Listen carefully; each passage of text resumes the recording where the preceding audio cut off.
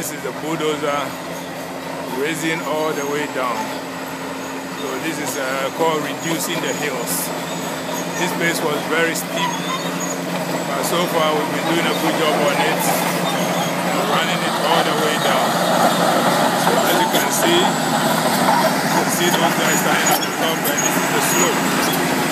It's good enough slope. We are doing it, at least a 4x4 can run its way here. You can see it going downhill all the way. So you can see the road being graded, and then you see the slope.